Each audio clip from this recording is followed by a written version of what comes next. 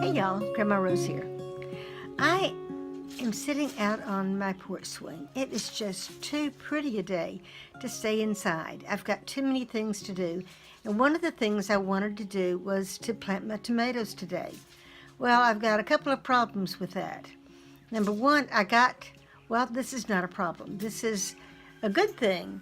I watched Melissa, Homestead Mama. What is their channel name? Full House Homestead. Full House Homestead with Homestead Mama is the channel name. Melissa. I met her down at the Deep South Gathering in March. In fact, she had a booth right next to mine. I was selling aprons, and she was selling the personal products that she makes, essential oil things. She's really good at that. But anyway, I was looking for a video to keep chickens, what to do to keep chickens out of the garden. Now, I have some fence wire, and I can use the fence wire, but I am fencing another part of my yard, and I would rather use the fence wire in that part. All I need to do in this part is to keep the chickens out. Well, perhaps the deer too, and I'm hoping that this will work for the deer also. So I searched Google. No, I didn't search Google. I searched YouTube, and I found the video that I wanted, and it happened to be by Melissa. So she used the bird netting, the plastic bird netting, and my rooster is just interrupting, isn't he? But anyway, I used, I may have to cut this out.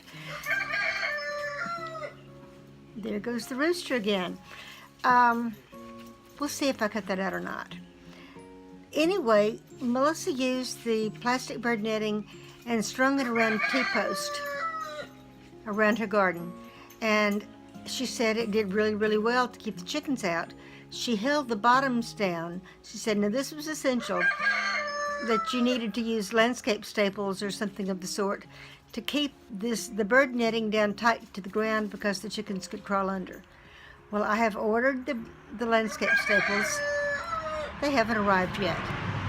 This was last week when I ordered them. And you know, when you order something Amazon Prime, you expect it to come in just a couple of days. Well, this apparently was shipped from the company and not through Amazon, so it's taking longer. And I want them today. You know how that is? You don't want to wait a week for something, you want it today.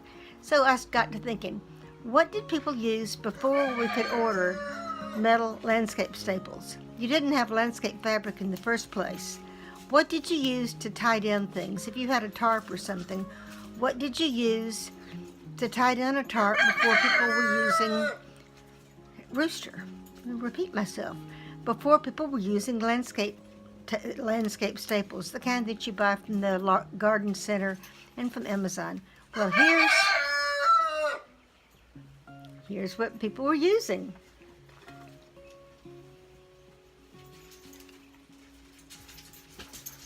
You see what that is? I mean, this may be a harebrained idea. I don't know. It's possible it's a harebrained idea. But I was trimming one of my shrubs this morning, and I thought, when I was cutting off these dead branches, and I looked where they branched, so here is you can look at it easier this way. So here's the main stem going up, and here's an offshoot, or the other way. Maybe this was, whatever it is. Anyway, you've got a fork in the stem. And what I did is I cut a piece about an inch long off of one side and left it long on the other side. And this is cut straight, but I'm going to bevel that. I will cut that at an angle to make it easier to poke in the ground. And I'm hoping that I can push this in the ground up against the landscape fabric, and that's going to hold that in place, at least until my staples arrive, and I can get my tomatoes planted today. So that's what I'm doing. Let me show you how I'm doing it, because it's really so easy. I've got that many done. I figure I've got 8 stakes, and if I put 4 between each one of them, that means I'm going to need 32. I'm going to need 32 of these, and I have maybe 15, so it's going to take me a little while to make them, but at least I won't have to wait until tomorrow or the next day for the landscape fabric to arrive. If I put those tomatoes in the ground, those chickens are going to find them and they're going to eat them. It doesn't matter when, what time it is. They are going to eat them because they've been doing their dust baths and things in the garden. So cutting the garden off, I'm hoping. Okay, I said the garden. This is like a 16 by 16 feet area. I don't know how many square feet that is. I haven't. So a 10 by 10 is 100. 6 times 6 is 36. 136 square feet. Okay, that's about it. So here's what I'm doing.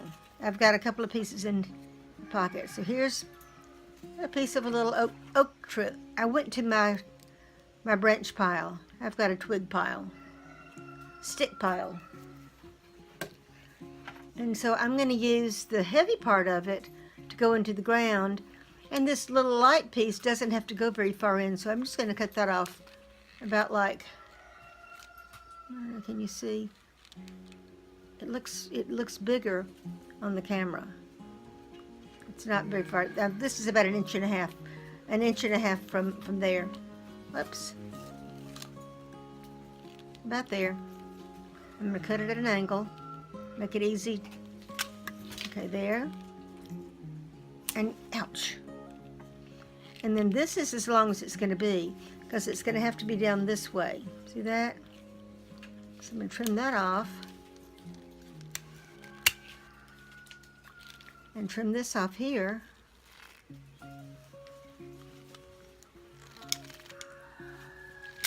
There we go.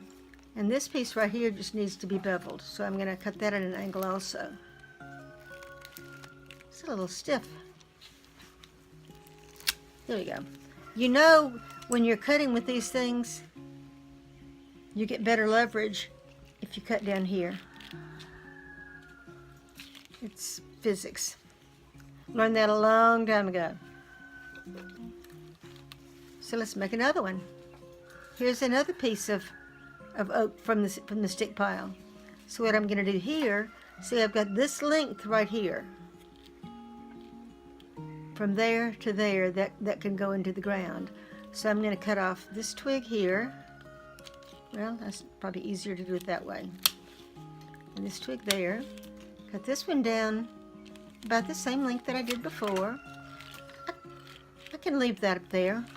And I'm going to cut this here. No, I'm going to cut it straight first, because that'll hurt my hand when I try to put it in the ground. Okay. Now, I will cut that off at an angle. And remember, if you hold them down near the end, you get better leverage. There you go.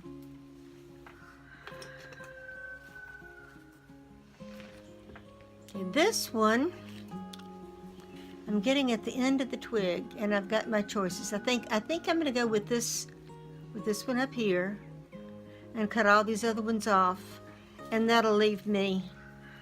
Let me see. Oops. I might as well cut that off at an angle while I'm cutting it. There we go. Cut that. Cut that off. That off. That off.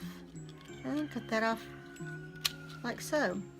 We have another one of these. So these are really super easy to make.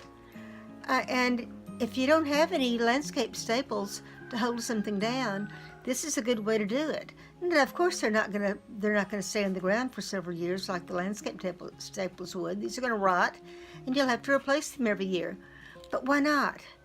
Go out into your stick pile and pick up your twigs and find some twigs that are branched, and just at the intersection of the branches, cut one short, cut one long, and you've got a landscape staple from nature. Just a garden tip from Grandma Rose. Bye, y'all. See you next time. Okay, y'all, we're here at my garden. I didn't have anything to pound with, so I went and got something, and this is really fancy. Show you in a second. I'm hoping. Let's see here.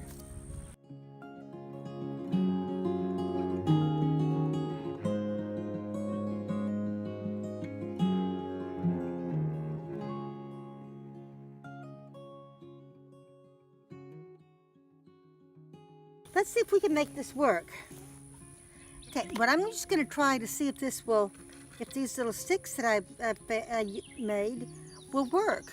I've got my clippers in my pocket if I need them. You can always cut them shorter or do whatever needs to be done. You can see the landscape. Rooster. This, I've got it in my hand. I don't know if you can see this or not. See that? There's that fabric, the bird netting. I'm just going to push that down as far as I can, and then my fancy tool is a brick. A piece of a brick. And you know what? I think that's going to work. So here's the post right here. Probably need to pound one close to the post. I said I was going to do 4 between the posts. So you know what? Let me do one more just to be sure. And I think this is going to work, and that makes me really happy. Well, fortunately, the ground is still soft. We had rain the other night. Might not work very well if we hadn't had rain recently. But there, that didn't break, and that's holding it in place. That is going to work. Yay! This makes me feel good. So there you go. Use the twigs you have in the garden.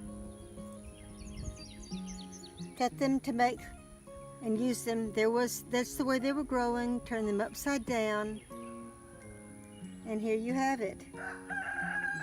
Your own homemade landscape fabric stakes. Yippee!